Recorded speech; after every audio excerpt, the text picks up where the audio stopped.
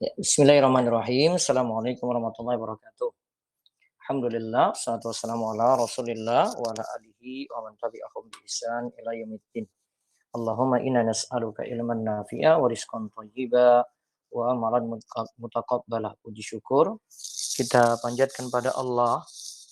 Selawat serta salam semoga tercurah pada Nabi besar, Nabi agung, Nabi kita Muhammad sallallahu alaihi wasallam. Pemirsa sekalian, rekan-rekan sekalian yang semoga senantiasa dirahmati oleh Allah. Pada kesempatan sore ini kita lanjut lagi ya. Ini hari keempat, masih pembahasan tentang perjodohan, sekarang tentang naik pelaminan. Sebelumnya kita sudah lihat ya kriteria ta'aruf ya. Ta'aruf kriteria akhwat dan ta'aruf kriteria ikhwan ya, sampai kita pahami juga bagaimana memahami akidah dan manhaj yang benar ya. Sekarang kita lihat lanjut meminang atau khitbah. Khitbah atau meminang adalah meminta atau melamar seorang wanita untuk dinikahi dengan cara yang sudah diketahui bersama. Meskipun telah ada kesepakatan, khitbah hanyalah sebatas janji untuk menikah. Hanya sebatas janji untuk menikah. Sehingga laki-laki yang meminang belum berhak sedikit pun terhadap wanita yang dipinangnya tersebut. Status yang dipinang masih sebagai wanita asing bagi peminangnya sebelum dilakukannya akad nikah. Jadi ini sebatas meminta seorang wanita untuk dinikahi. Nanti minta kepada wali. Ya. Jadi ini istilah meminang ini nanti beda dengan tunangan. Kalau tunangan itu lebih ke seorang laki-laki datangi perempuan, dia ingin niatan mau nikahi tanpa ngomong ke orang tua gitu ya.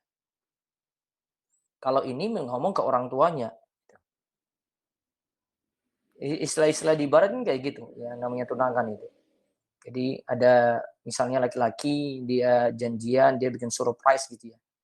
Bahkan ada yang bikin kejutan, datang ke kafe, terus si perempuan ada, terus tiba-tiba dia bawa bunga, bawa cincin, nah kemudian dipakaikan cincin tadi pada si perempuan. Nah itu dianggap tunangan gitu ya. Kalau dalam Islam nggak seperti itu. Mau benar ya kepada wali gitu. Gampangnya gini, logika kita cara berpikir adalah wali mana sih ya, bapak seorang anak perempuan itu yang mau anak perempuannya diambil begitu saja gitu ya. Kalau hidup di barat ya kayak tadi. Jadi saya lebih senang mengistilahkan dengan meminang khitbah ya daripada istilah tunangan ya. Karena penilaiannya ini sudah berbeda gitu. Nah, kepada siapa pria harus meminang wanita? Di sini ada beberapa ya. Kepada siapa pria itu harus meminang wanita. Pertama, pada asalnya permintaan untuk menikahi wanita disampaikan kepada wali wanita tersebut. Pertama itu kepada walinya. Ini cara pertamanya kepada wali. Jadi datangi walinya, datangi bapaknya gitu. Mau meminang, mau mengkhitbah, mau melamar. Diriwayatkan dari Urwah radhiyallahu anhu bahwasanya ketika Nabi Shallallahu alaihi wasallam ingin meminang Aisyah radhiyallahu anha kepada Abu Bakar radhiyallahu anhu, Abu Bakar berkata kepada beliau, "Aku ini hanyalah saudaramu." Maka beliau bersabda, maka Nabi Shallallahu alaihi wasallam itu bersabda, "Anta akhi fi dinillah wa kitabihi wa hiya li halalun." Kata Nabi Shallallahu alaihi wasallam, "Engkau itu adalah saudaraku, Abu Bakar, engkau itu adalah saudaraku dalam agama Allah dan kitabnya, yaitu kita saudara seiman. Sementara Aisyah itu boleh kunikahi, dia itu bukan mahram, dia itu halal untukku." Ini hadis riwayat Bukhari. Nah, ini tanda ya, meminangnya langsung kepada orang tua. Ini asalnya seperti itu. Terus yang kedua, dibolehkan menyampaikan pinangan langsung kepada wanita jika wanita tersebut rosyidah, bijaksana. Ini cerita ketika Nabi SAW meminta kepada Ummu Salamah.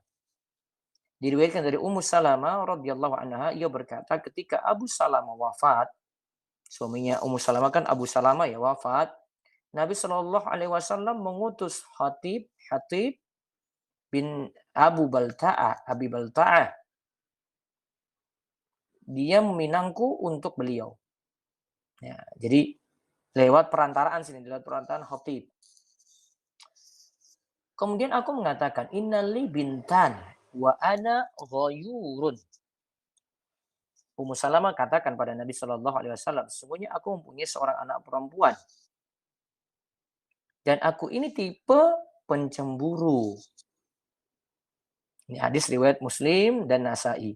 Nah, di sini ingat ada kalimat yang bagus ini, dia terus terang dia ini orang yang pencemburu. Jadi boleh saja ketika dilamar atau saat ta'aruf katakan si perempuan katakan dia sifatnya kayak gini gini gini gini boleh. Ya, itu tidak masalah dalam hal ini. Terus yang ketiga, wali boleh menawarkan wanita yang berada di bawah perwaliannya kepada laki-laki soleh. Ini yang ketiga ya. Jadi mencari laki-laki gitu ya, ditawarkan oleh walinya. Jadi bukan untuk oleh perempuannya tapi oleh wali. Dia bilang pada walinya, ini ada wali perempuan ini cari ya, cari siapa yang ingin dia tuh nikah dari laki-laki soleh, ya, dia cari ini. Jadi orang tuanya nanti yang memilih. Seorang tua yang soleh itu Nabi Shu'aib alaihissalam berkata kepada Musa, qala inni uridu an unkihaka ihda ibnatayya hataini ala an ta'jurani samani hijajin fa in atmamta ashran fa min indik wa ma uridu an asyukka alaik satajiduni insyaallahu minas salihin. Berkatalah dia Shu'aib, ya, sesungguhnya aku bermaksud menikahkan kamu dengan salah seorang dari kedua anakku, yaitu kedua anak perempuanku ya. Atas dasar bahwa kamu bekerja denganku 8 tahun ya, dan jika kamu cukupkan 10 tahun maka itu adalah suatu kebaikan dari kamu. Maka aku tidak hendak memberati kamu dan kamu insya Allah akan mendapatiku termasuk orang-orang yang baik. Nah, di sini ini surat Al-Qasas ayat 27 ya.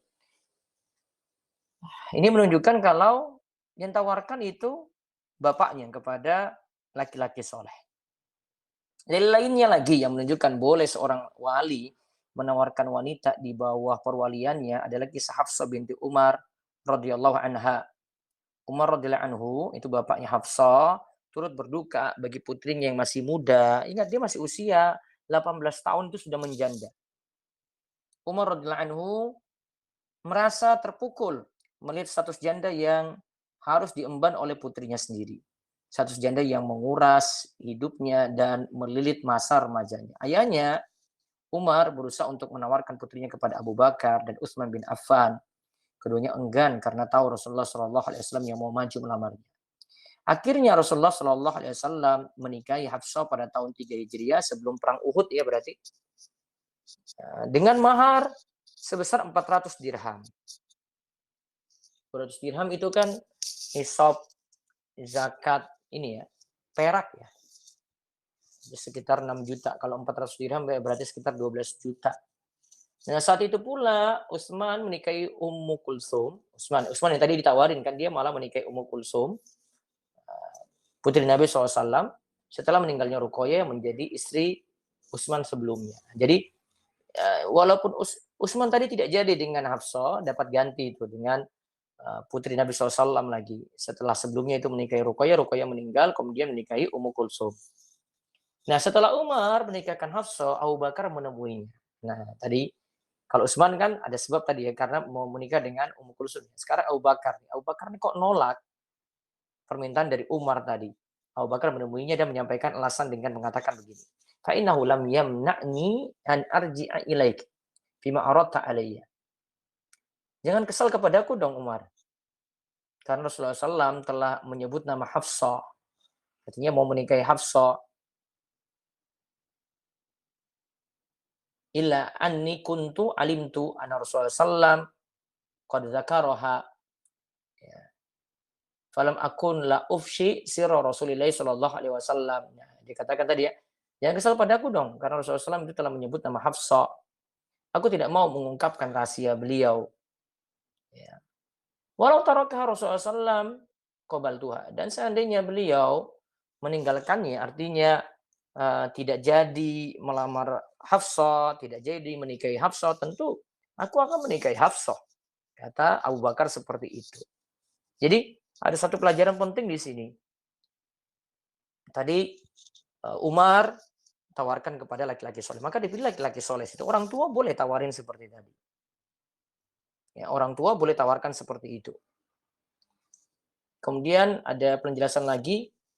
Di sini ternyata Abu Bakar sudah tahu kalau Rasulullah Shallallahu Alaihi Wasallam mau maju, tapi ini masih jadi rahasia. Ya, ini masih jadi rahasia. Sehingga karena ini rahasia, ya, karena ini masih jadi rahasia, dia belum berani untuk ungkapkan rahasia tersebut pula. Artinya nggak mau beritahu pada Umar, ini masih jadi rahasia itu nggak mau. Namanya rahasia ya dirahasiakan, ya tidak disebarkan, tidak diberitahu. Tidak juga kita katakan pada orang lain, maaf ini rahasia ya, cuma kamu yang tahu saja ya, nggak jadi rahasia lagi gitu. Itu justru berkhianat pada rahasia gitu. Kemudian di sini juga kita ambil pelajaran kalau seandainya Rasulullah SAW itu tidak jadi melamar Hafsah, tidak jadi menikahi Hafsah, nah Abu Bakar baru maju. Jadi ada sesuatu yang mesti disimpan, ya disimpan. Kita pelajari dalam hadis ini ya. Jadi pelajaran penting yang kita ambil, Umar itu menawarkan putrinya pada orang-orang soleh, dan bisa seperti itu. Ya, bentuk meminta menikah itu bisa dengan menawarkan putri tadi. Terus diriwayatkan pula dari Ali bin Abi Thalib radhiyallahu anhu. Ya. Ia berkata, wahai Rasulullah, mengapa engkau tidak menikahi wanita Quraisy dan membiarkan kami memilih salah satu dari mereka untukmu? Nah, beliau bertanya, apa kalian mempunyai calon? Aku menjawab, ya, putri Hamzah. Rasulullah SAW bersabda, innaha la tahiluli, innaha ibnatu akhi minar radha'ah. Dia tidak halal bagiku, karena ia adalah putri saudara sepersusuanku. Yaitu, dia itu putri Hamzah ya. Dan Hamzah dan Nabi Muhammad SAW itu sama-sama menyusui dari Suwaibah. Ya, dari Suwaibah. Karena Nabi SAW punya 3 ibu susu ya, diingat ya. Nabi SAW punya 3 ibu susu, ada Suwaibah, ada Ummu Aiman, ada Halimah. Ya, yang biasa kita ingat itu Halimah. Kalau ini ada 3 ya. Nah, si putri tadi itu kan putri dari Hamzah ya. Hamzah itu saudara persusuan. Berarti dengan Nabi SAW panggil itu keponakan sepersusuan. Keponakan persusuan. Nah, itu tidak boleh, itu mahram.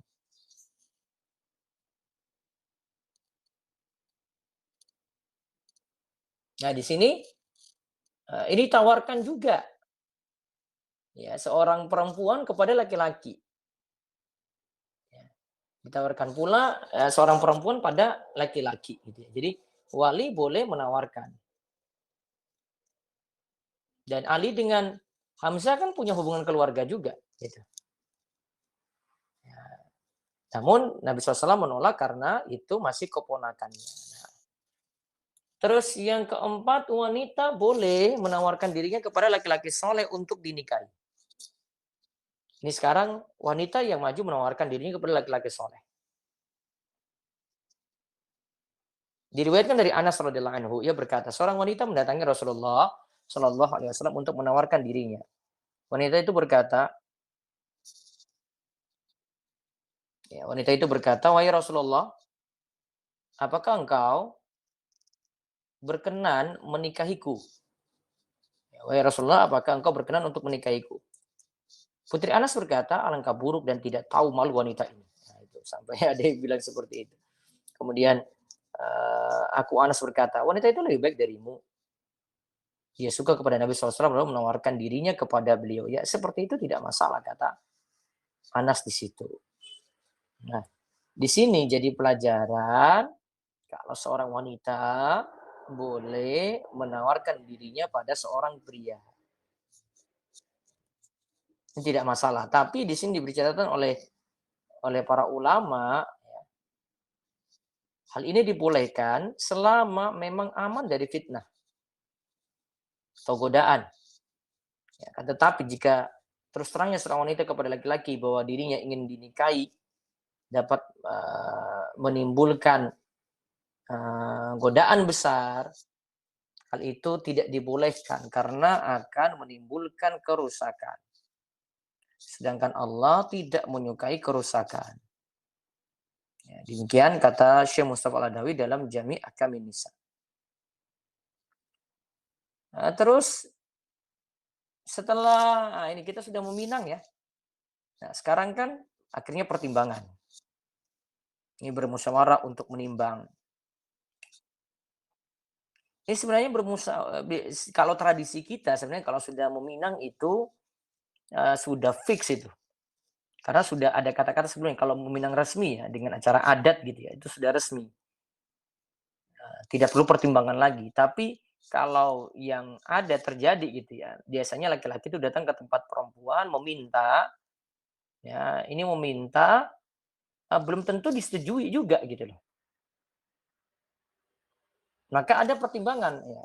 Apa yang mesti dilakukan ketika akan menikah dan sudah mendapatkan calon yang dianggap baik? Langkah selanjutnya adalah meminta pertimbangan sebelum menikah. Jadi meminta pertimbangan. Jangan lupa untuk meminta nasihat dari keluarga dan orang-orang yang dapat dipercaya yang mengenal calon pasangan. Karena pihak keluarga, terutama orang tua punya saran-saran yang mesti diperhatikan. Orang-orang yang dapat dipercaya dimintai saran adalah teman dekat calon pasangan atau bertanya info tentangnya dari seorang ustadz yang mengenalinya. Ya. Jika ada komentar negatif, ya saat meminta pertimbangan ini maka itu termasuk ghibah, namun masih termasuk ghibah yang dibolehkan. Tetapi termasuk ghibah yang dibolehkan. Yaitu ghibah namanya komentar negatif itu karena membicarakan jelek orang lain. Nah, Nabi SAW pernah menyarankan kepada Fatimah binti Qais, ini sudah pernah kita baca hadisnya juga ya. Binti Qais radhiyallahu anha untuk menikah dengan Usama dibanding dengan dua laki-laki yang telah melamarnya yaitu Muawiyah dan Abu Jaham. Beliau berkata kepada Fatimah, ya ini diberikan komentar-komentar negatif nih. Abu Jaham itu biasa memukul istri, ya.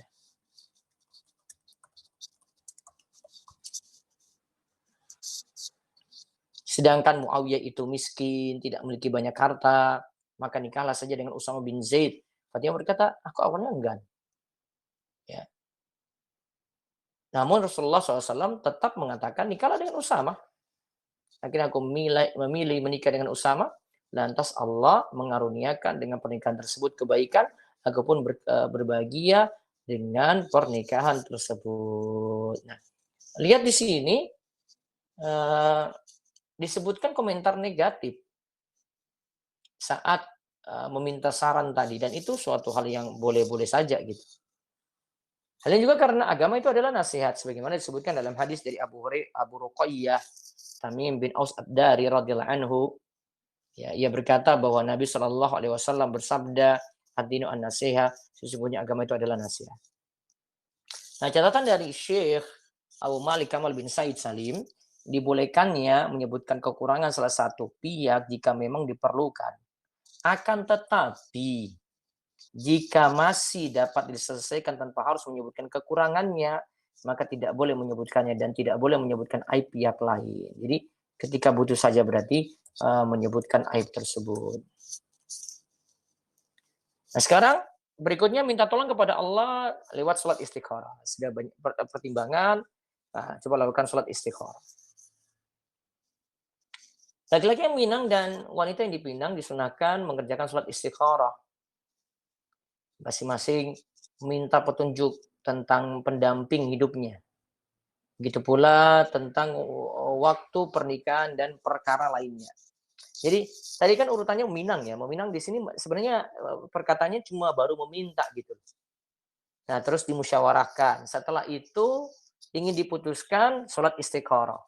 Nah, dalil tentang sholat istikharah ini ada dalam Al-Quran surat Al-Qasas ayat 68 sampai 70.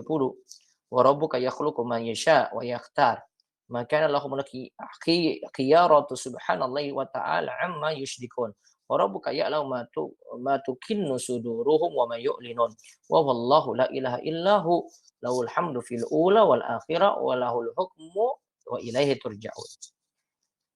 Dan Rabbmu menciptakan apa yang dia kehendaki dan memilihnya. Sekali-kali tidak ada pilihan bagi mereka. Maha suci Allah. Ya, Maha suci Allah dan maha tinggi dari apa yang mereka persekutukan dengan dia. Dan Robmu mengetahui apa yang disembunyikan dalam dada mereka dan apa yang mereka nyatakan. Dan dialah Allah, tidak ada Rob yang berhak disembah melainkan dia. Baginya lah segala puji di dunia dan di akhirat, dan baginya lah segala penentuan, dan hanya kepadanya lah kamu dikembalikan. Nah, Imam Al-Qutubi rahimahullah dalam kitab tafsirnya mengatakan, sebagian ulama menjelaskan, tidak sepatasnya bagi orang yang ingin menjalankan di antara urusan dunianya, sampai ia meminta kepada Allah pilihan dalam urusannya tersebut, yaitu dengan melaksanakan sholat istikharah. Nah, ini jadi dalil sholat istikharah itu surat Al-Qasas ayat 68 sampai 70. Nah, dari Jabir radhiyallahu anhu ia berkata, ini dalilnya panjang, Rasulullah SAW biasa mengajari para sahabatnya sholat istikharah dalam setiap urusan. Beliau mengajari sholat ini sebagaimana beliau mengajari surat dari Al-Quran. Kemudian beliau bersabda, jika salah seorang di antara kalian bertekad untuk melakukan suatu urusan, maka kerjakanlah sholat 2 rakaat selain sholat fardu. Jadi sholat istikharah itu bentuknya sholat 2 rakaat. Dan itu selain sholat fardu. Lalu hendaklah ia berdoa, Allahumma inni astakhiruka bi'ilmika wa astaqdiruka biqudratika wa as'aluka min fadlik fa innaka taqdiru wa la aqdiru wa ta'lamu wa la a'lamu wa anta a'lamul ghuyub. Allahumma fa in kunta ta'lamu hadzal amra. Nah, terus sebut nama urusan tersebut. Khairan li fi ajili amri wa ajili aw fi dini wa ma'ashi wa akibati amri faqdur li wa yassirhu li thumma barik li fihi. Allahumma in kunta ta'lamu annahu syarrun li fi dini wa ma'ashi wa akibati amri fi ajili amri wa ajili fasrifni anhu waqdur lil khaira haitsu kana thumma raddini bi waqdur liyal khaira ya waqdur liyal khaira haitsu kana thumma raddini bi. Ya Allah, sesungguhnya aku beristikharah kepadamu dengan ilmumu. Aku mohon kepadamu kekuatan dengan kekuatanmu. Aku minta kepadamu dengan kemuliaanmu. Sesungguhnya engkau yang menakdirkan dan aku tidaklah mampu melakukannya. Engkau yang maha tahu. Ya, engkau yang maha tahu. Sedangkan aku tidak. Engkaulah yang mengetahui perkara yang gaib. Ya, perkara yang gaib. Ya Allah, jika engkau mengetahui bahwa perkara ini, sebut urusan tersebut, yaitu kalau ini perjodohan berarti perjodohan, baik bagiku dalam urusanku di dunia dan di akhirat, atau baik bagi agama, penghidupan dan akhir urusanku, ya maka takdirkanlah hal tersebut untukku. Mudahkanlah untukku dan berkahilah ia untukku. Ya Allah, jika engkau mengetahui bahwa perkara tersebut jelek bagi agama, penghidupan dan akhir urusanku, baik bagiku dalam urusanku di dunia dan di akhirat, maka palingkanlah ia dariku, takdirkanlah yang terbaik bagiku dimanapun itu, sehingga aku pun ridho dengannya. Nah, catatan penting untuk sholat istikharah gini. Ini beberapa catatan penting yang saya tulis ya.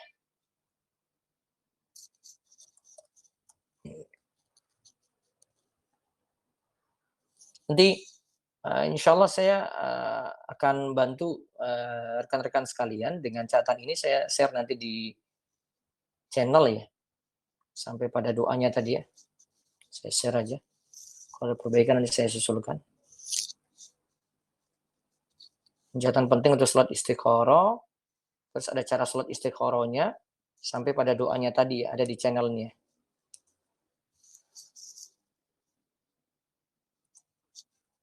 Saya tidak sebutkan hadisnya yang panjang tadi. Seputar sholat istikharah. Ada tulisan juga di website kami, di Remaja Islam kayaknya. Ada sholat istikharah itu.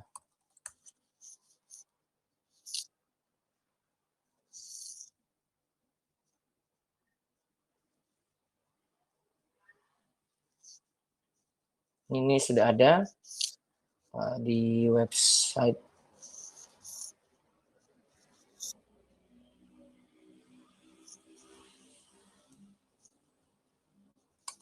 Baca selengkapnya di situs web remajaislam.com ya, deh.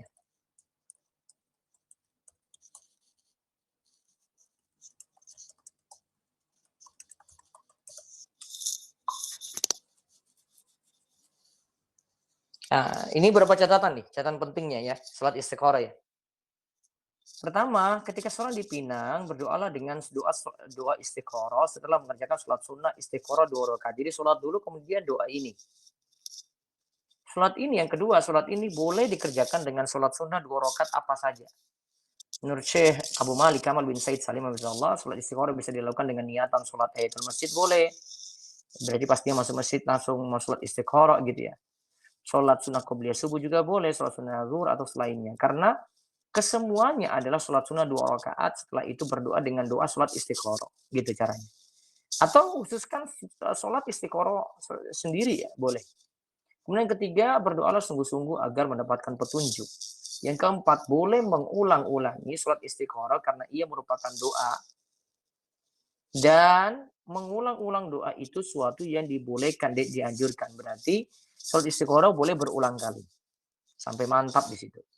Yang kelima, ketika sudah melaksanakan sholat istikharah, tidak disyariatkan menunggu hasilnya lewat mimpi. Ingat ya, tidak disyariatkan menunggu hasilnya lewat mimpi. Ya. Atau melihat ke lapangan dada atau semisalnya. Jawaban sholat ini bisa datang dalam bentuk apapun, entah kita senang ataukah tidak, tugas kita hanya ridho dengan hasilnya gitu. Nah, cara sholat istikharah ini pertama, ketika ingin melakukan suatu urusan yang mesti dipilih salah satunya, maka terlebih dahulu ia pilih di antara pilihan-pilihan yang ada. Jadi sebelum sholat pilih dulu. Jadi misalnya sudah nih, saya mau pilihan A ya, pilih A dulu gitu. Jadi jangan belum dipilih, jadi keliru. Jangan ketika lakukan sholat istikharah dalam keadaan bingung gitu ya, tapi sudah memilih. Terus yang kedua, jika sudah bertekad melakukan pilihan tersebut, maka kerjakanlah sholat 2 rakaat. Bisa dengan sholat sunnah 2 rakaat apapun. Terus yang ketiga, setelah sholat 2 rakaat lalu berdoa dengan doa istikharah tadi. Di dalam channel ini sudah saya siapkan juga teks doanya ya, sudah ada. Nah, terus yang keempat, jangankan pilihan yang sudah dipilih di awal tadi, terserah ia merasa mantap ataupun tidak, dan tanpa harus menunggu mimpi. Jika itu baik baginya, maka pasti Allah mudahkan. Jika itu jelek, maka pasti akan dijauhkan dari pilihan tersebut. Doanya tadi ya, nanti dibaca setelah sholat. Ya. Tadi sholatnya terserah milih bentuk sholat apapun. Nah, terus yang perlu diingatkan lagi, dilarang meminang pinangan orang lain. Nggak boleh nikung, teman. Nah, itu bahasa bebasnya ya. Nggak boleh nikung. Ya. Jadi jangan pakai prinsip, wah yang penting kan belum ada janur kuning. Jangan. Kalau sudah dilamar, lamaran orang lain itu nggak boleh ditikung. Ya, dari Ibnu Umar radhiyallahu anhu, Rasulullah shallallahu alaihi wasallam bersabda, la yaktubu rajul ala kidbati akhihi ata yatrukal khatib qablahu aw ya'zana lahul al khatibu. Janganlah seorang laki-laki minang wanita yang telah dipinang saudaranya hingga menjadi jelas apakah yang minang sebelumnya meninggalkannya ataukah yang minang pertama mengizinkannya. Maka dalam perjodohan biro-biro rumah Islam juga tidak boleh yang satu sudah melamar terus yang satu masuk lagi, itu nggak boleh. Melamar ya, dari istilah melamar. Kalau ta'aruf beda ya, ini melamar. Hadis ini menunjukkan larangan karena hal di atas menyebabkan terjadinya permusuhan dan kebencian. Justru timbul cekcok, nggak senang. Ya. Karena tindakan tersebut menzolimi pelamar pertama dan mendahuluinya, padahal ia lebih dulu. Sebagaimana seorang itu dalam hal ini akhirnya menyatakan dirinya istimewa dan menjatuhkan lainnya, padahal mentazkiyah diri sendiri itu tercela.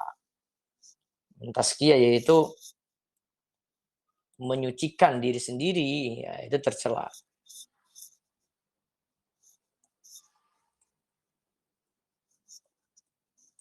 Tazkiyah itu menganggap diri sendiri ya lebih baik.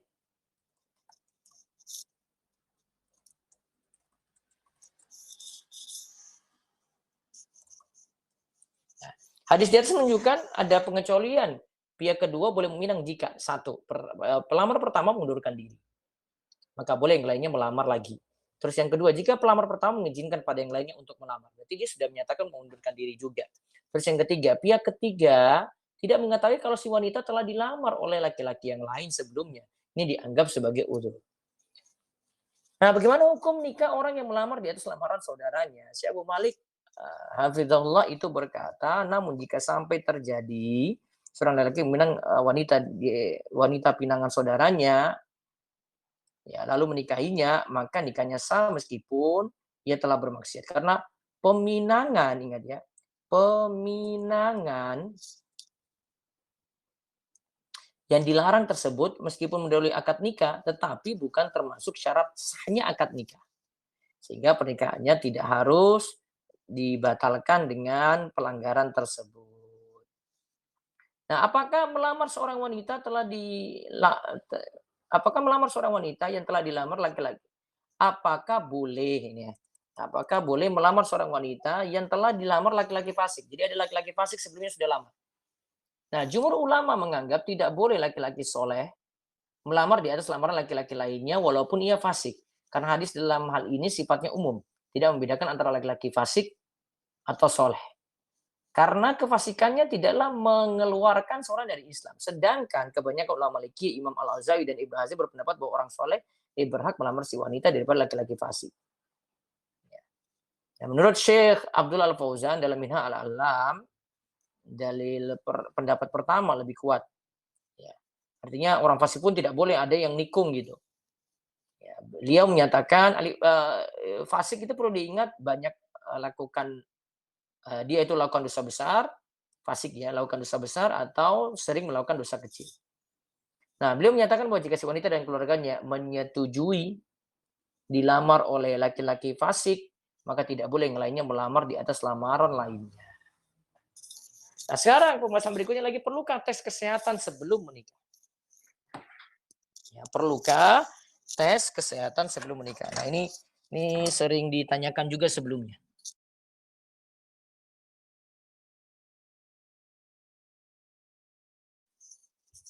Nah, di sini ada pembahasannya. Ini adalah hal yang baru yang muncul belakangan ya. Ini tes kesehatan ini nggak ada di masa-masa sebelumnya, itu nggak ada.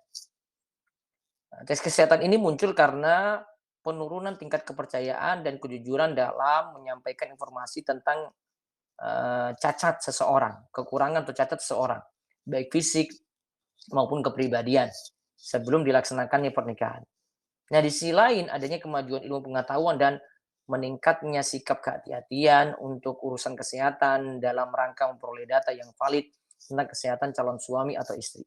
Sehingga calon pengantin diminta untuk melakukan tes kesehatan terlebih dahulu. Nah, tes ini bertujuan untuk mengetahui ada tidaknya penyakit turunan, penyakit menular, penyakit kelamin, dan kebiasaan sehari-hari yang bisa mempengaruhi kebiasaan suami istri di kemudian hari atau mempengaruhi kesehatan keturunan mereka. Nah, dampak positifnya itu dari tes kesehatan ini adalah pertama, tes kesehatan sebelum menikah termasuk langkah antisipasi pencegahan dini yang efektif untuk membatasi timbulnya penyakit turunan dan penyakit menular berbahaya. Yang kedua, melindungi masyarakat dari tersebarnya berbagai penyakit, membatasinya dan meminimalisir penderita penyakit tersebut. Upaya ini dapat memberi pengaruh dalam bidang ekonomi dan sosial masyarakat. Yang ketiga, sebagai upaya untuk menjamin lahirnya keturunan yang sehat dan normal, baik mental maupun fisiknya, dan tidak mengidap berbagai penyakit keturunan yang diderita oleh calon suami istri atau salah satu di antara keduanya. Yang keempat, membatasi calon pasangan yang subur agar tidak menerima pinangan calon pasangan yang tidak subur hingga batas tertentu. Karena kemandulan yang diderita oleh salah satu pihak ya, terkadang menjadi sebab utama terjadinya perselisihan dan perpisahan di antara suami istri. Yang kelima, memberi kepastian tentang tidak adanya cacat fisik atau psikologis dari kedua pihak sehingga mereka dapat melakukan hubungan suami istri dengan aman. Yang keenam, memberi kepastian tidak adanya penyakit menaun yang akan mempengaruhi kelanjutan hidup mereka setelah menikah.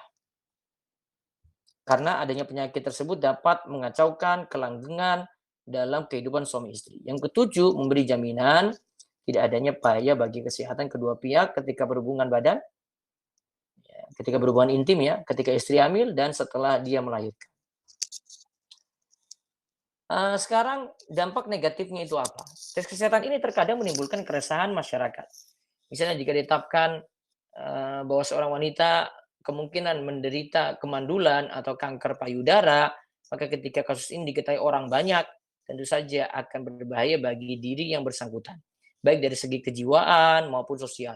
Hal ini dikatakan menjatuhkan vonis masa depannya, padahal analisis medis seperti ini kadang benar, kadang salah. Yang kedua, tes kesehatan ini menjadikan sebagian orang itu gelisah, menderita dan berputus asa jika diberitakan secara menyeluruh dan detail bahwa dirinya terkena penyakit mematikan yang tidak bisa disembuhkan. Ya, jadi buat orang itu jadi gelisah, menderita dan berputus asa.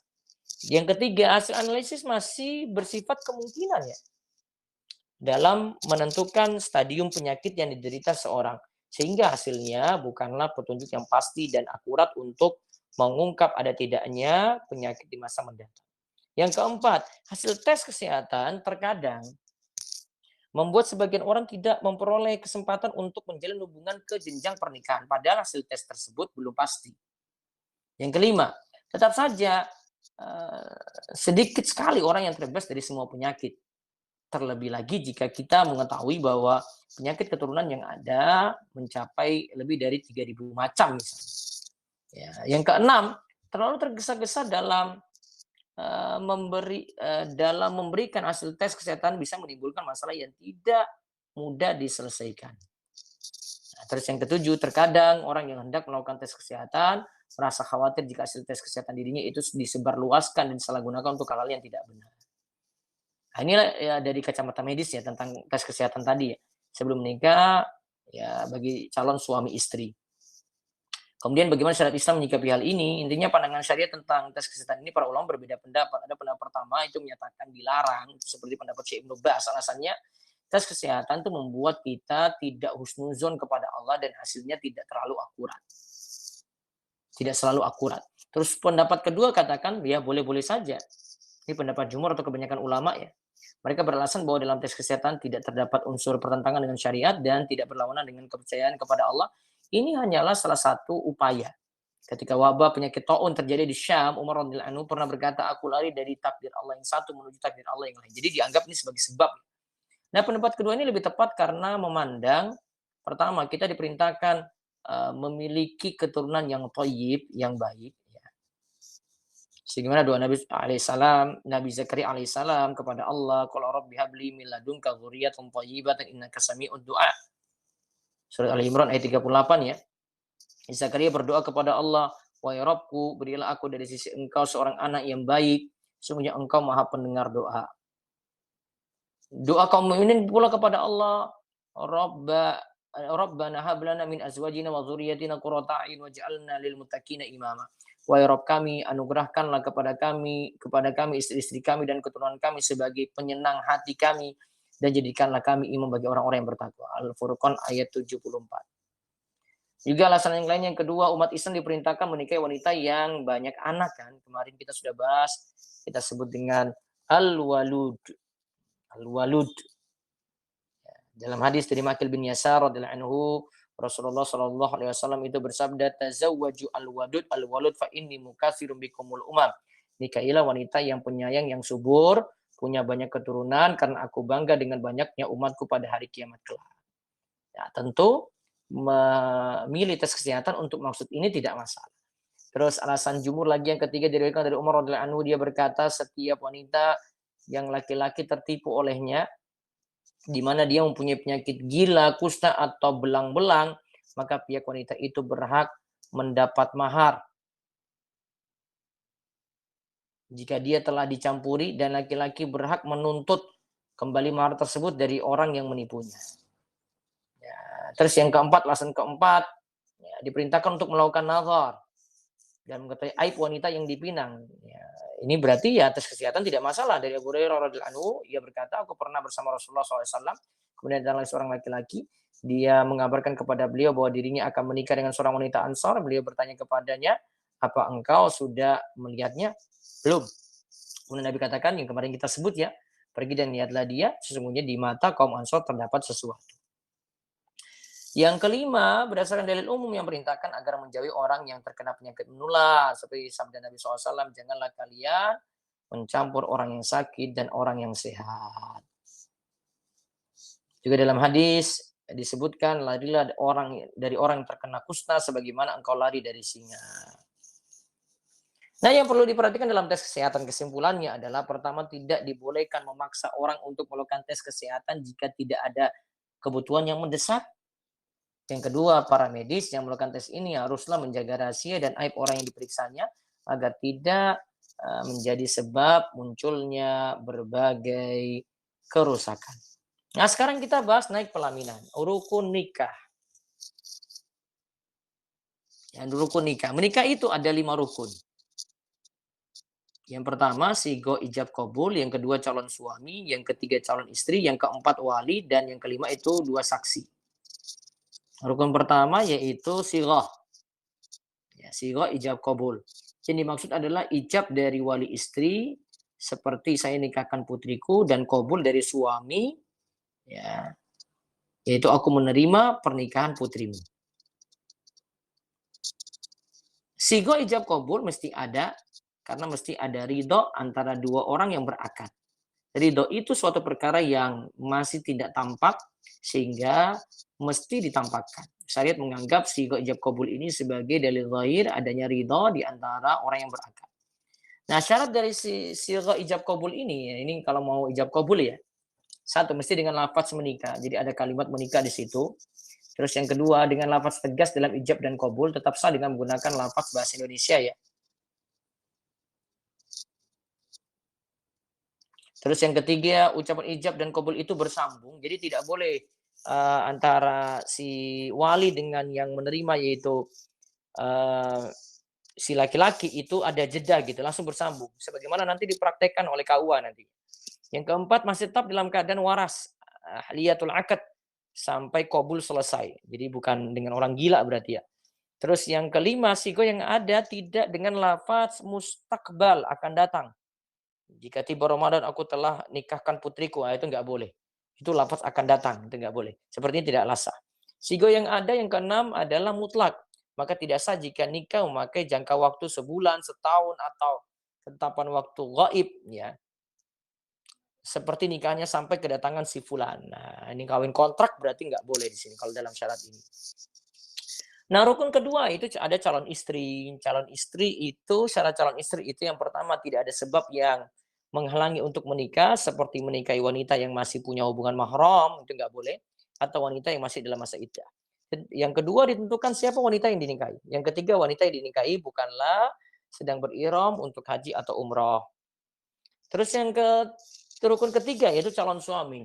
Syarat calon suami adalah laki-lakinya halal untuk dinikahi pertama, terus yang kedua ditentukan siapa laki-lakinya, yang ketiga laki-lakinya bukan sedang berihram haji atau umroh. Berarti nggak boleh dengan yang masih hubungan mahram juga ya, sama seperti tadi ya.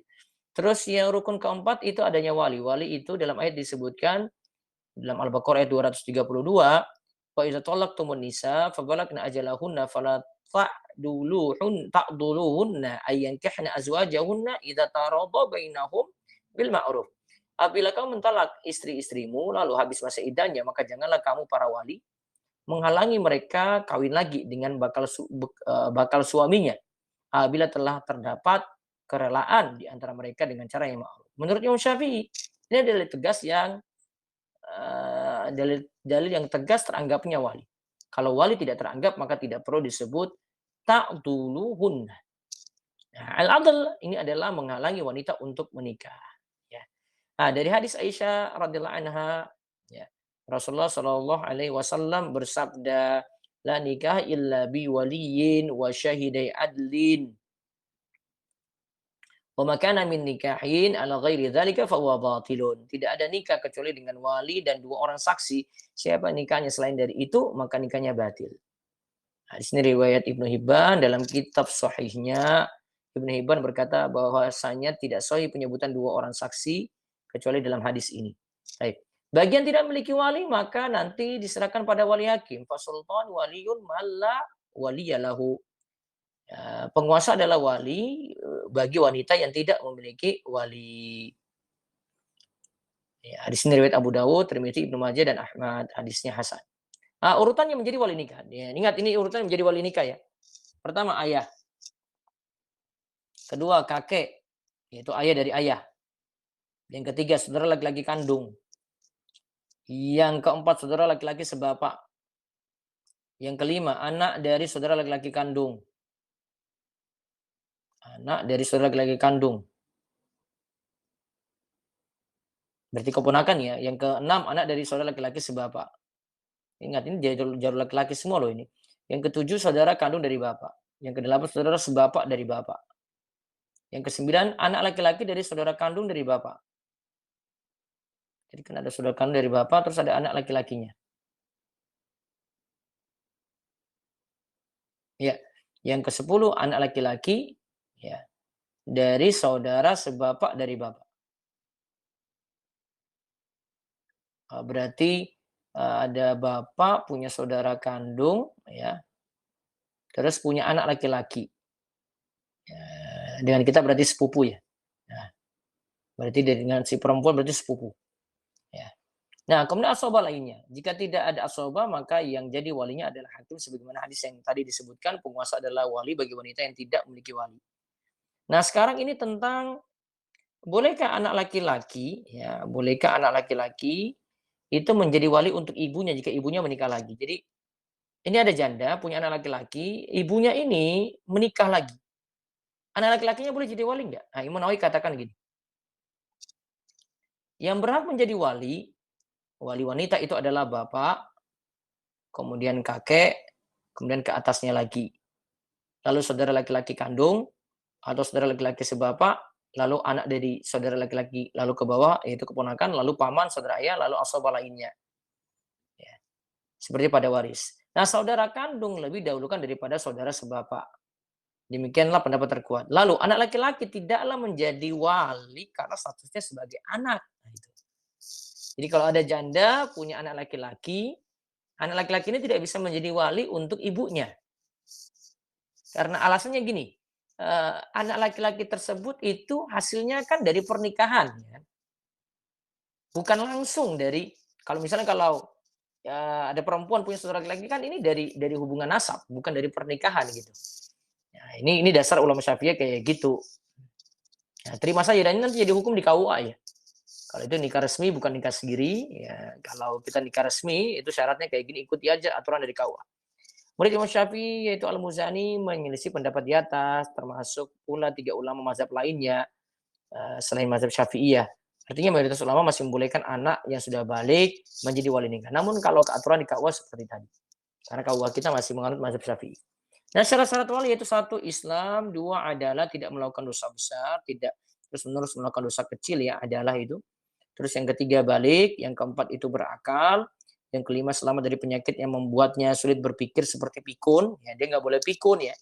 Yang keenam itu bukan sedang berihram saat haji atau umroh. Kemudian ketujuh, jika syarat wali ini tidak terpenuhi, maka bisa beralih pada wali terdekat.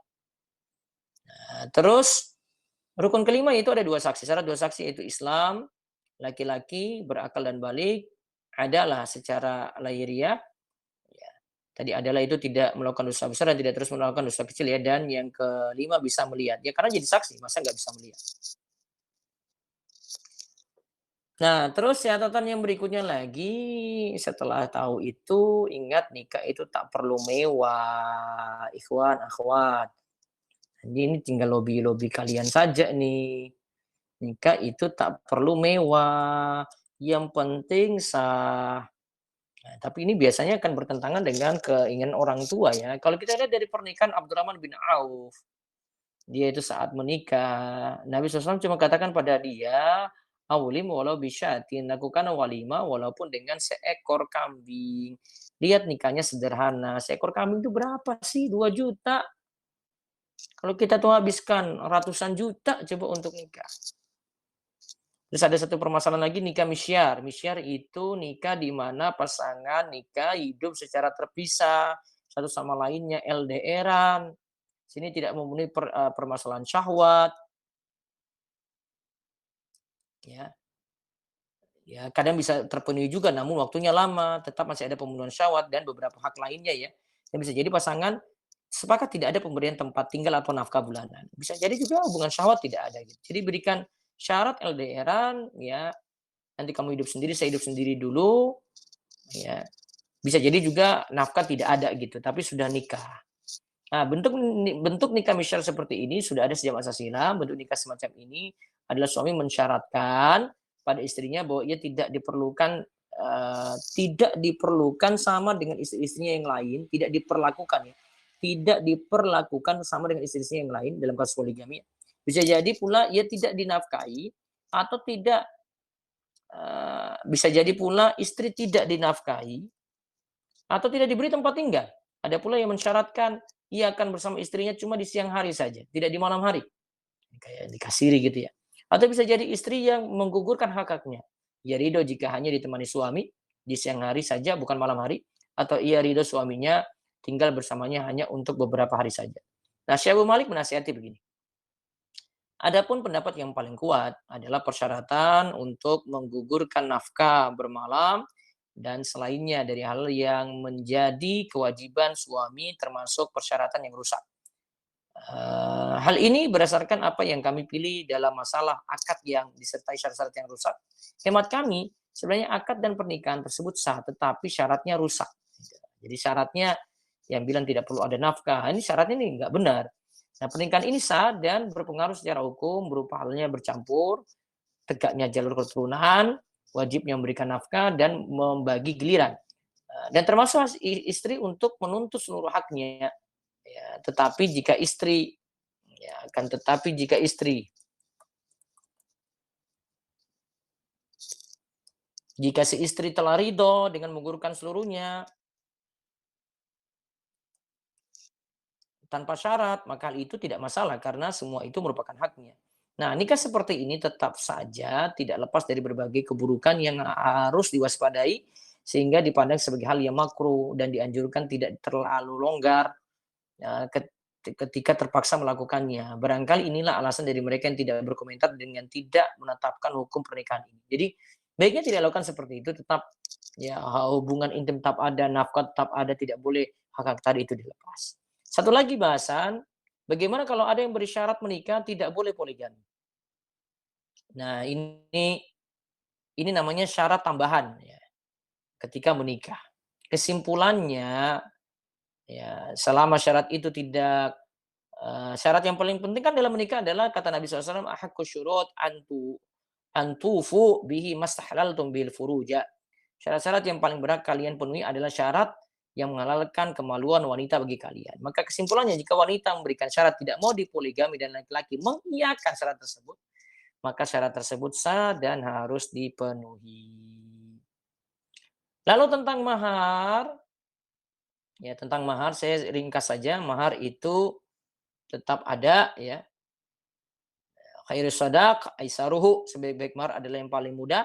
Khairun nikahi aisaruhu, kemudian sebaik-baik nikah itu juga yang paling memudahkan. Nah, mudahnya mahar memiliki manfaat yang begitu besar yaitu mengikuti sunnah Nabi, memudahkan para pemuda untuk menikah kalau maharnya mudah ya. Ya, kemudian mudahnya mahar akan menyebabkan cinta dan langgengnya kasih sayang. Nah, ini beberapa daerah susahnya itu pada panaiknya. Panaiknya sudah mahal, nanti mahar lagi sendiri gitu. Panaik itu biaya nikahnya yang terlalu besar dilihat dari strata sosial si wanita gitu. Nah, mahar bagaimana yang sah? Mahar yang sah itu pokoknya yang punya manfaat. Ya, yang punya manfaat.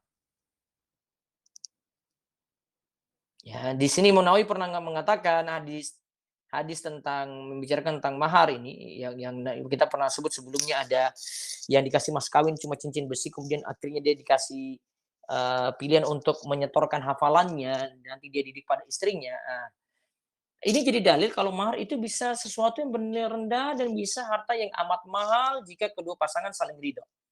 Jadi bisa rendah, bisa tinggi. Karena penyebutan cincin dari besi menunjukkan nilainya yang tak mahal. Inilah pendapat dalam mazhab Syafi'i dan juga pendapat jumhur ulama dari salaf dan khalaf. Ya. Jadi mahar sebenarnya tidak ada batasan, boleh yang dengan minimal, murah boleh, mahal juga boleh. Namun kalau mahar dengan hafalan Al-Quran, baiknya itu dalam bentuk pengajaran Al-Quran, bukan setor hafalan. Biar itu punya nilai, itu lebih bagus. Ya. Dan sebenarnya dengan barang itu lebih bagus tadi. Kesimpulannya yang lebih baik mahar itu berupa pengajaran Al-Quran. Ya, pengajaran Al-Quran. Ya, bukan dengan setoran hafalan Al-Quran. Kadang ada yang setor surat Ar-Rahman. Ya. Kurang bagus seperti itu. Ya. Baiknya dengan pengajaran Al-Quran pada istri atau pengajaran hafalan Al-Quran kepadanya.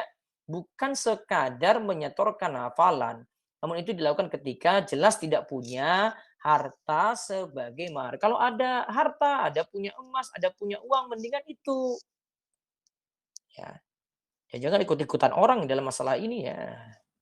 Wallahu alam, selesai untuk kesempatan sore ini tentang masalah naik pelaminan. Mudah-mudahan dipahami. Tadi ada poin penting tentang rukun nikah ya. Terus saya tambahkan nikah tak perlu mewah, nikah misyar, dan yang terakhir itu sampai bahasan mahar. Besok kita bahas kewajiban sebagai suami dan istri. Ya, itu hari ke-5 ya. Saya sih sudah sebutkan di channel. Bunda masih aktif, Bunda? Bunda, Deliski. Nanti hari ke-5 kewajiban suami dan istri, terus yang ke-6 itu siap menjadi ayah dan bunda. Terus yang ke-7 menata rumah tangga. Oke, masih 3 pertemuan lagi. Selasa, Rabu, Kamis. Oke, siap-siap ujian ya.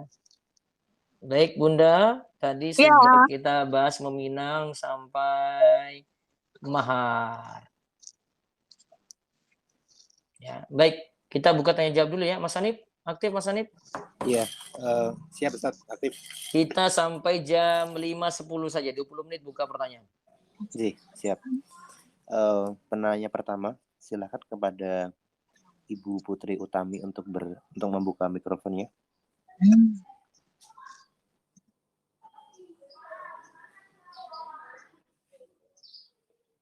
Silakan Ibu Putri Utami. Assalamualaikum warahmatullahi wabarakatuh, Ustadz. Waalaikumsalam warahmatullahi wabarakatuh. Mohon izin bertanya, Ustadz. Jadi gini, saya dulu pernah sempat ikut satu ta'aruf online. Dia bentuknya website, jadi benar-benar pure menggunakan mesin begitu, Ustadz. Tapi saya sempat berhenti ikhtiar di situ karena saya pikir saya kadang masih ragu gitu, Ustadz, gimana caranya kalau saya tahu ternyata tuh orang ini itu baik gitu, hubungan dengan keluarganya baik, terutama ibunya, hubungan keluarganya, hubungan dengan kakak atau adiknya baik, atau hubungan dengan temannya baik, kayak gitu. Saya masih merasa ragu, Ustadz. Kalau biar yakin itu bagaimana ya, Ustadz? Terima kasih sebelumnya. Makanya Mbak Putri kita itu di Biro Jodoh Rumaiso itu tidak mengedepankan mesin, web itu cuma membantu nanti siapa sih calon yang cocok, menyempitkan ini aja pilihan gitu, mengkerucutkan pilihan, jadi tidak terlalu meluas gitu. Ini ada 2.000 calon, bukan 2.000 semua dicari, enggak. Mengerucutkan sesuai dengan kriteria. Nanti tetap pilihan ini akan ada pertimbangan dari Ibu asuh, ya nanti mengajukan kepada calon, ini kamu pilih yang mana gitu. Tetap ada manusia situ yang berperan. Nanti karakternya akan tahu. Nanti ketika proses ta'aruf yang manusia yang bantu juga gitu loh. Bukan langsung dengan mesin atau tanya jawab langsung lewat WA saja, enggak seperti itu. Kita sudah evaluasi membandingkan dengan yang lainnya dan sudah proses yang lama juga kita pelajari dari tahun 2017 ya, berarti sudah sekitar 4 tahun ini ya. Nah, kita sikapi seperti itu. Baik, Ustadz. Baik, Ustadz. Terima kasih. Satu lagi boleh, Ustadz? Ya, silakan. Ya, kalau misalkan menurut Ustadz, misalkan bertanya tentang soal finansial, tentang apakah dia ibaratnya punya tabungan darurat dan lain sebagainya, itu perlu nggak Ustadz dibicarakan saat dialog ta'aruf atau nanti aja waktu misalkan kita sudah nikah, baru ceritanya merencanakan financial planning after marriage-nya gitu? Financial planning after marriage. Ya. Itu harusnya saya buat di YouTube lagi gitu ya. Coba nanti lihat video saya tentang ini ya, mengatur gaji. Di YouTube itu banyak jadi rujukan itu. Cara mengatur gaji awal bulan, nah itu ada urutan-urutannya. Itu untuk kalau mempelajari planningnya ya. Tapi untuk masalah ini apakah perlu ditanyakan? Nah, coba kita tanyakan pada Bunda Rizky. Bunda masih ada ya? Bunda? Siap. Halo. Ketika proses ta'aruf itu ada yang sering nanya-nanya planning keuangan nggak? Besok pengaturannya bagaimana gitu? Ada, Tat. Biasa dibicarakan hal kayak begitu. Kadang malah Ikhwannya yang nanya di awal gitu. Supaya Ikhwannya ini ada persiapan. Jadi memang sebelum masuk ke Nador, justru di ta'aruf online itu sudah dibicarakan. Karena nanti supaya nggak kaget tata cara seperti apa yang diinginkan oleh keluarga Ahwat. Kemudian acaranya seperti apa, pengemasannya. Nah, nanti Ikhwannya ini bisa siap-siap. Kira-kira finansialnya mencukupi atau enggak dan bisa dikompromikan gitu sebelumnya gitu Ustaz. Ya gitu Mbak Putri ya. Oh enggak. Terima kasih Bunda, terima kasih Ustadz. Assalamualaikum. Waalaikumsalam warahmatullahi wabarakatuh. Berikutnya lagi Mas Hanif, ya Allah ini jomblo itu banyak sekali yang aktif nih ya Allah. Iya. Selanjutnya Banyak. Mas Ahmad Solihin, ganti yang Ikhwan, silahkan bisa open mikrofonnya. Mas Ahmad Solihin. Assalamualaikum Ustaz. Waalaikumsalam warahmatullahi wabarakatuh. Ustaz mau tanya nih, kalau seumpama ya dari pihak laki-lakinya, dari sisi orang tua ini ada persyaratan khusus nih Ustaz. Apalagi yang di Jawa nih khususnya Ustaz. Kalau di saya ada persyaratan kebudayaan kayak hitungan weton gitu Ustaz. Kita menyikapinya seperti apa ya Ustaz? Itu syirik gitu kayak gitu. Itu Tapi hitungan tanggal-tanggal baik kan? iya, kayak tanggal-tanggal baik gitu Ustaz. Orang Ya, tua sudah coba dipahamkan, cuma kayak sudah mengakar gitu Ustaz. Iya, itu neptu weton itu hitungan kita primbon itu. Itu nggak benar. Itu ramalan-ramalan itu namanya. Oh, kalau dari kita yang sudah ngaji nih menyikapinya seperti apa ya Ustaz? Ya namanya orang tua kan ya kita coba pahamkan kan beliaunya merasa lebih paham kayak gitu kan Ustaz. Ini sebenarnya PR-mu dari sekarang ini, bukan ketika mau nikah baru nanti mikir kayak gitu. Oh iya Ustaz, ini udah coba kita bicarakan gitu kan. Cuma itu PR-nya Mas Ahmad harus dakwahi orang tua, bukan Pak Ustadz yang turun ngomong ke orang tua gitu. Oh iya Ustaz, kalau itu dari PR kita jenengan itu. Iya, kalau kita udah semua sudah maksimalkan nih Ustaz dari beberapa tahun yang lalu, cuma ya tetap masih dipegang tuh seperti apa ya Ustaz?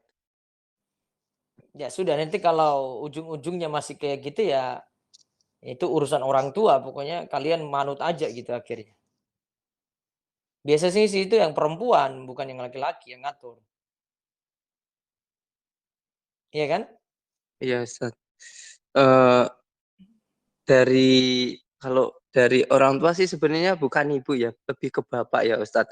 Karena dari kayaknya dari kakek gitu kan turun temurun gitu seperti itu Ustaz. Ya, dakwahi pelan-pelan dari sekarang ya, PR-mu banyak banget gitu. Oh ya Ustaz. Terima kasih Ustaz. Berikutnya lagi. Iya. Berikutnya Ibu Wahyuni, silahkan bisa open mikrofonnya.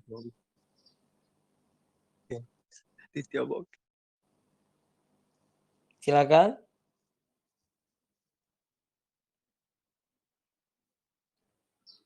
Silakan Ibu Wahyuni. Belum terhubung Ustadz, kita lanjut ke Ibu Fitri Rahmawati, silahkan bisa open mikrofonnya. Bismillah. Assalamualaikum Ustadz. Waalaikumsalam warahmatullahi wabarakatuh. Ya, jazakumullah khair untuk ilmunya. Semoga Ustadz keluarga, tim, dan seluruh umat Islam dilindungi dan dirahmati oleh Allah Subhanahu wa Ta'ala. Amin. Begini, Ustadz, saat ini Ana bekerja di sebuah kantor dan sekitar 1 bulanan lagi kontrak kerja Ana habis.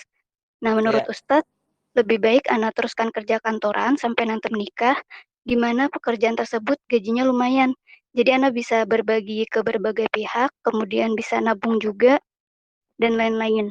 Tapi di satu sisi lingkungan kerja Ana tersebut mayoritas laki-laki. Atau Ana cari pekerjaan lain saja Ustadz, seperti mengajar dan usaha online. Seperti itu, supaya Iya, punya... ganti mengajar dan usaha online saja. Oh, begitu ya Ustadz. Iya. Nah, syukran Ustadz. Barakallahu Syukran. fikum. Ya, Kom. Berikutnya lagi. Berikutnya Mas Ahmad Afan, Mas Dani Prabowo, silakan bisa open mikrofonnya.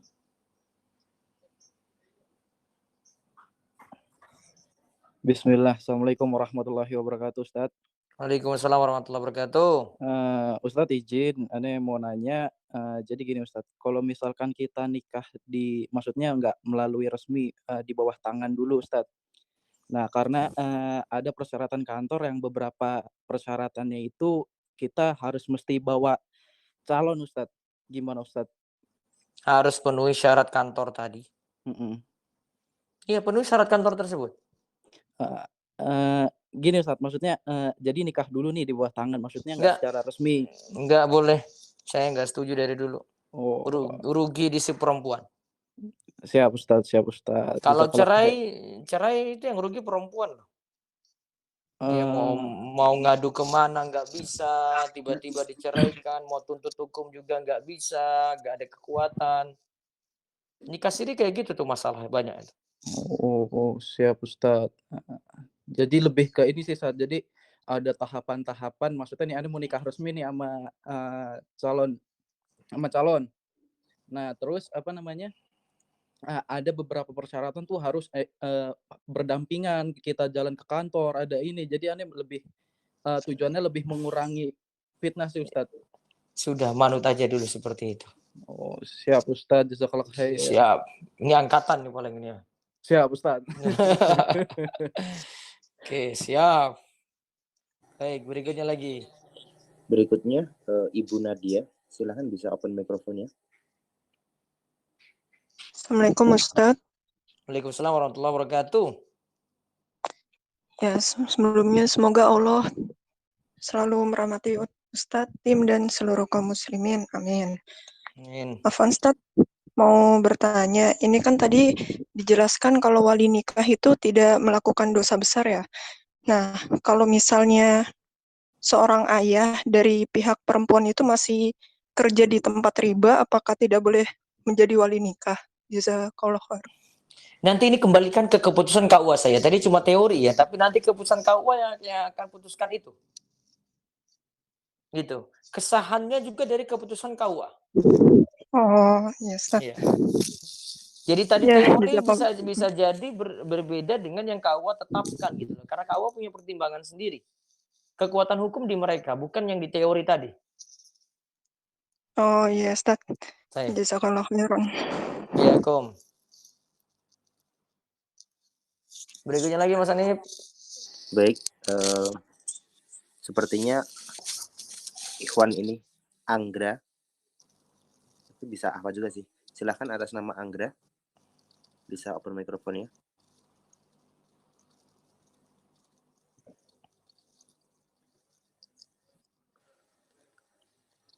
Silahkan, apa sudah terhubung atas nama Anggra? Ya, halo. Kita lanjut Ustaz. Itu ada mau sudah. Sudah. Silakan Mas Anggra. Iya, Afwan, Anda perempuan kedengaran ya Ustadz ya? Kedengaran, jelas. Ya, alhamdulillah. Ya, sebelumnya terima kasih Ustadz dan tim Pemaisal. Semoga Allah selalu memberikan keberkahan. Ana mau bertanya Ustadz. Jadi di keluarga Ana ini saya anak pertama. Terus kebetulan di keluarga saya belum ada yang kena salaf Ustadz. Jadi yang ngaji baru saya aja. Dan itu sejujurnya memberikan saya kesulitan gitu Ustadz untuk kayak memberikan pemahaman soal kayak ta'aruf gitu. 2 tahun lalu tuh saya udah pernah kayak ikhtiar ta'aruf, cuman memang belum cocok gitu. Jadi apa namanya, belum jadi. Terus sekarang ibu saya udah almarhum, padahal yang lebih mudah untuk diberikan pemahaman itu ibu. Kalau bapak udah seperti apa ya, sudah cara berpikirnya tuh sudah agak susah untuk diubah seperti itu, Ustaz. Nanti saya takut kalau misalnya saya apa ya, saya berproses nanti kayak orang tua tuh akan bilang kayak ngapain sih begini seperti itu, buat apa sih udah kayak pacaran aja dulu nanti tahu cowoknya seperti apa kayak gitu. Itu gimana ya Ustadz ngasih pemahamannya sama biar kalau misalnya ke ke pernikahan gitu Ustadz, jadi bapak saya juga masih kayak terpapar sama musik seperti itu dan takutnya tuh nanti kayak di walimah nanti ada musik seperti itu. Gimana ya Ustadz ngasih pemahamannya sama untuk apa ya, ngajarin soal ta'aruf ini Ustadz. Jazakallah khair. Masalahnya kayaknya kompleks banget ya. Iya, ya kebetulan cuma Ana doang di keluarga Ana yang baru ngaji salaf gitu. Kalau yang lain ya ya biasa aja gitu Ustadz, belum ada yang ngaji. Kalau urusan nikah, kalau pas pesta itu ya, itu agak sulit diubah ya. Karena itu bukan urusan si laki-laki perempuan yang mau nikah, itu urusan keluarga besar itu. Iya. Bahkan kalau itu terjadi di kampung, itu urusan orang satu kampung. Iya betul. Iya, jadi dipikirkan yang lebih besar gitu ya. Jadi yang ini mungkin tidak terlalu kita ini ya, tidak bisa kita ubah gitu karena butuh proses lagi gitu. Kecuali kita jadi posisi jadi orang tua untuk anak gitu. Kita jadi posisi orang tuanya ya untuk anak kita sendiri. Beda kalau anak orang tua punya hak, dia mau tentukan prosesnya kayak gini ya, orang tua yang ngatur. Tapi kalau yang posisi anak, dia cuma nurut sama orang tua. Jadi yang penting kamu nikah dulu deh gitu aja. Gak usah ambil pusing dengan itu. Kalau berat untuk dakwah. Iya, kalau itu. kita tidak bisa kaidah fikih ini ya, kalau kita tidak bisa lakukan semuanya, ya jangan tinggalkan semua gitu loh. Maaf Ustaz. Ada yang bisa kita penuhi ya, yang itu saja sudah, yang lainnya saya sulit gitu ya. Ya Allah masih maafkan itu karena kita punya uzur. Iya seperti itu. Pak, jadi gak usah pikir terlalu, nanti sebelum nikah jadi stres ini. Jadi santai-santai aja. Saya nggak usah mikir yang itu urusan orang tua saya sudah berusaha, sudah. Iya, sama untuk apa ya, sama untuk misalnya proses ta'aruf ini kan juga ini kan diadakannya online berhubung saya di Jakarta. Itu orang tua di mana? Masih serumah sama saya di Jakarta juga. Ayah masih di Jakarta juga. Cuman maksudnya untuk ngasih pemahaman proses ini tuh seperti gimana itu Ustadz. Kalau yang waktu dulu sih karena datang langsung ke rumah sama kawan gitu. Jadi orang tua lihat ikhwannya seperti itu. Terus dulu tidak jadi kenapa? Enggak jadi karena ini sih belum cocok aja sama apa ya, dari akidah sepertinya si ikhwannya masih belum mantap gitu di ngaji sunnah gitu Ustadz. Saya takut kebawa. Oh berarti jadi dari Mbak Anggra yang ini yang nolak ya? Iya, saya yang belum ini juga sama itu sih waktu itu. Kenapa ya? Ikhwannya mungkin belum ngerti. Jadi karena ikhwannya merantau, waktu ke rumah itu malah bawa kawannya, bukan bawa saudaranya gitu. Jadi kayak orang tua saya agak kurang berkenan gitu dengan itu. Ya mungkin kan baru nanya-nanya dulu, ngapain bawa orang tua? Iya maksudnya mestinya apa ya? Ibu saya tuh dulu ngomongnya kayak ya bawanya cuma cukup teman yang kita sama-sama kenal aja gitu, nggak usah bawa orang lain lagi gitu yang seharusnya belum tahu urusan ini seperti itu. Ya pokoknya batal lah dulu ya, nggak jadi ya. Iya ya, coba ikuti proses dulu, nanti mudah-mudahan dibantu oleh beliau jodoh untuk pahamkan ya. Kayaknya banyak PR kita ini tidak semua orang tua itu memahami. Iya Ustadz. Iya soalnya dulu masih terpapar musik juga, jadi saya yang itu urusan orang tua nanti, ini nggak usah dulu. Kayak tadi itu jadi akidahnya juga belum ini banget gitu Ustadz. Takut nanti ikhwannya juga kayak oh nih bukan dari keluarga yang nyuna Ya, gitu Ustaz. ya keluarga Ikhwan juga pasti kayak begitu, nggak semua perfect lah. Kalau mau semua perfect nikahnya sama Ustadz gitu loh. Masya Allah. Iya. Gitu ya Bunda Lizki ya? Kayaknya Halo Bunda? itu mintanya perfect banget tuh, nikahnya sama Pak Kiai aja nikahnya itu. Makanya. Paham ya Mbak Anggra ya? Iya paham Ustaz, alhamdulillah. Jazakallah. Yang penting ikut proses dulu di Biro Jodoh, insya Allah mudah-mudahan nanti bisa dibantu untuk itu ya. Iya, nah Ustaz. Oke. Jazakallah khair, barakallah fiik. Oh ya, berikutnya lagi Mas Hanif. Baik, selanjutnya yang Ikhwan. Bapak Asep Abu Afkari, silahkan bisa open mikrofonnya. Mas Hanif, bismillah. Assalamualaikum warahmatullahi Ya, silakan Bapak Asep. Ya, assalamualaikum warahmatullahi wabarakatuh. Waalaikumsalam warahmatullahi wabarakatuh. Waalaikumsalam warahmatullahi wabarakatuh. Mungkin gak Bunda Rizky juga kayaknya. Pada saat nazar, itu batasannya boleh mengajak siapa saja ya Ustaz? Apakah harus keluarga atau boleh yang di luar? Misalnya saya mengajak teman atau ngajak apa? Ngajak ketika nazar gitu. Ditemani. Ditemani siapa? Ditemani misalnya keluarga. Maksudnya saya nanya batasannya apa yang diperbolehkan ketika nazar? Bawa teman atau bawa apa gitu? Iya, bahwa mungkin ada kenalan saya yang lain. Ini kalau online ya, itu biasanya dengan keluarga. Oh. Gitu. Kecuali kalau Mas Asep di mana tinggalnya? Di Bogor. Nah, Bogor berarti kita cuma bisa online. Oke. Tapi kalau itu satu kota ya, bisa jadi langsung nanti ya, prosedurnya nanti coba Biro Jodoh atur. Bunda, kalau misalnya satu kota gimana Bunda? Apa online juga Bunda? Bunda. Halo. Kalau satu kota, misalnya Bogor dan Bogor, apa itu untuk nazornya online juga atau langsung? Kalau Bogor sama Bogor, misalnya mau nadornya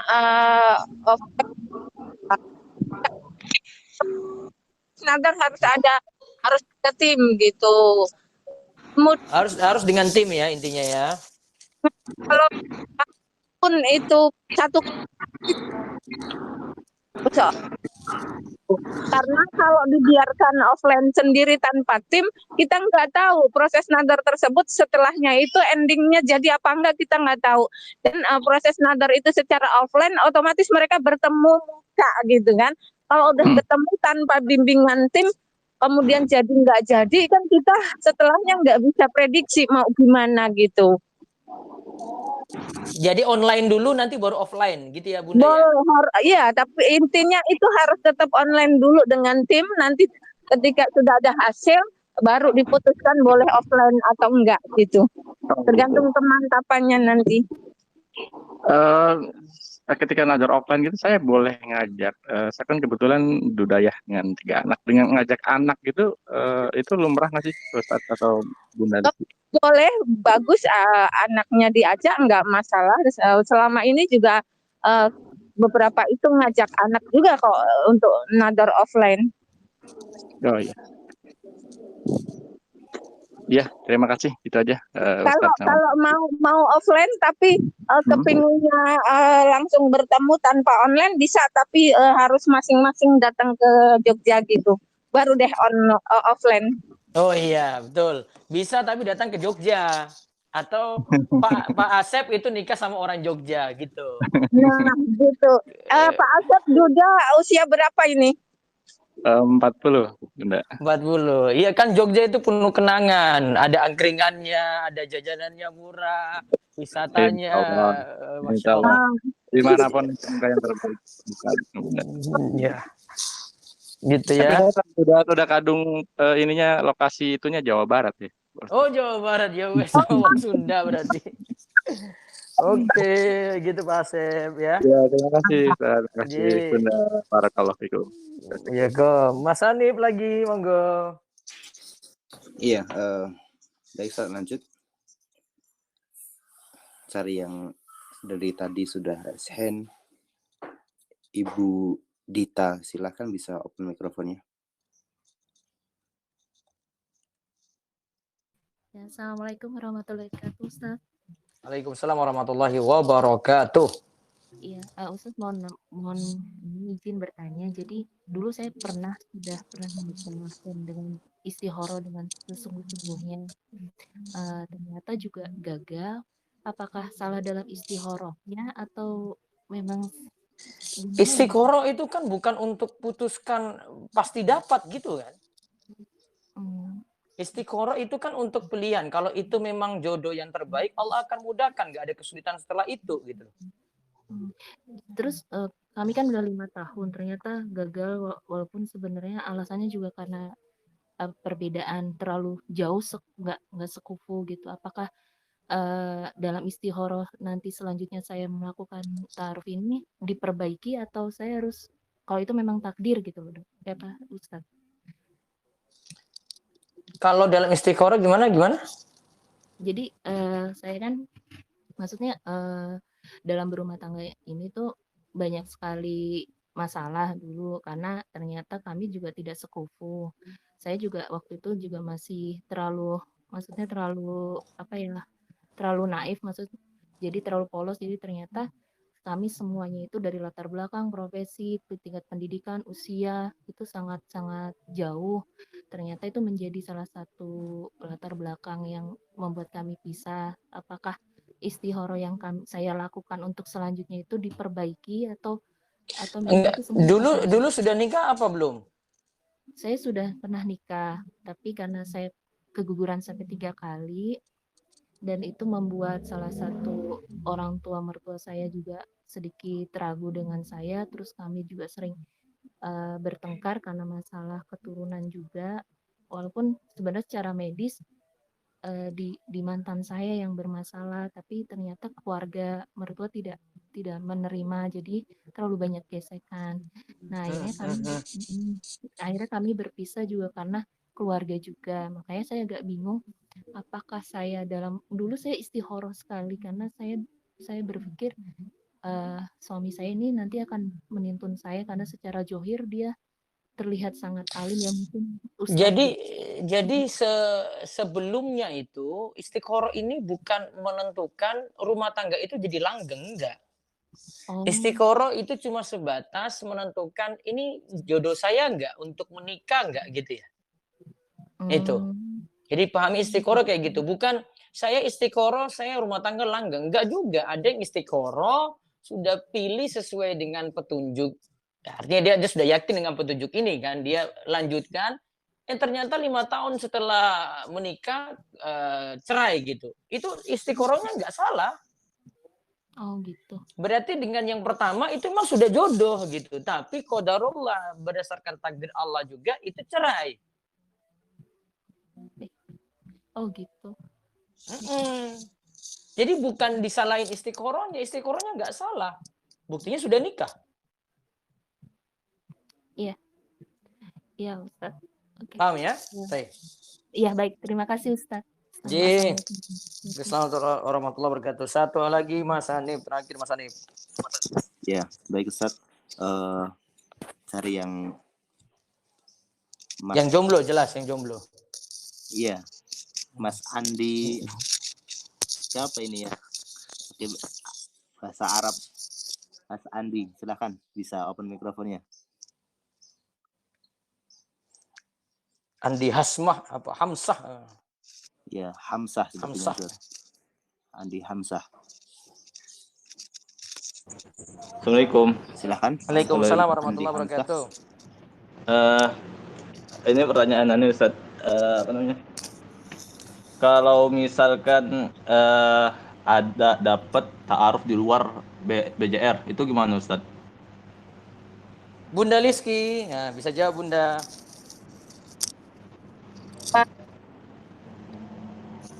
Ta'arufnya di luar BJR, Bunda. Ta'arufnya di luar BJR, ya silahkan dilanjutkan gitu. Karena kan peserta yang berhak menentukan pilihannya seperti itu. Gitu ya Mas Andi ya. Berarti kalau misal gagal bisa balik lagi ke BJR nggak?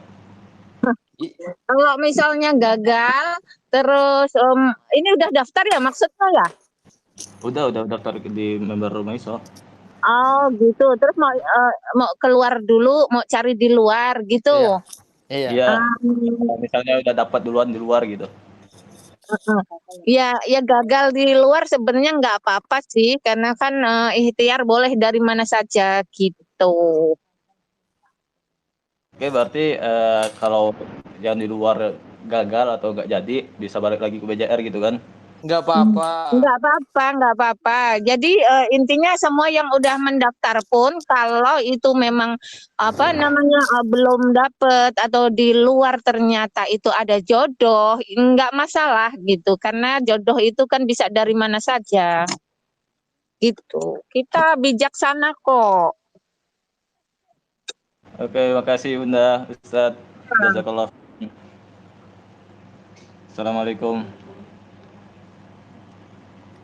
Ya, makasih rekan-rekan semua. Kita cukupkan dulu. Ini sudah makin sore, sudah mau maghrib ini ya. Insya Allah besok masih ada hari ke-5, ke-6, ke-7. Masih ada 3 hari lagi. Tak terasa sudah 4 hari ini ya. Yang telat untuk ikuti lagi. Nanti materinya berupa tulisan saya boleh kasih nanti terakhir. Tolong nanti dihafalkan sholat doa, sholat istiqoroh, atau tahu teks tadi disimpan. Cara melakukannya sholat istiqoroh nanti diikuti di situ. Karena ini nanti diperlukan ketika kita sudah jodohkan. Anda mau putuskan bagaimana, itu sholat istiqoroh dan doanya itu penting untuk diamalkan. Itu saja ya. Besok kita ketemu lagi. Besok temannya kewajiban suami dan istri. Itu penting. Ya, kewajiban suami dan istri. Baru nanti tentang menjadi ayah dan bunda. Ya, lalu yang terakhir menata rumah tangga. Baik, itu saja. Mudah-mudahan manfaat dan Allah berkahi semuanya. Yang belum dapat jodoh, mudah-mudahan dimudahkan untuk menyempurnakan separuh agama. Kita tutup dengan doa kafaratul majelis. Subhanakallahumma bihamdik asyhadu alla ilaha illa anta astaghfiruka wa atubu ilaik. Assalamualaikum warahmatullahi wabarakatuh.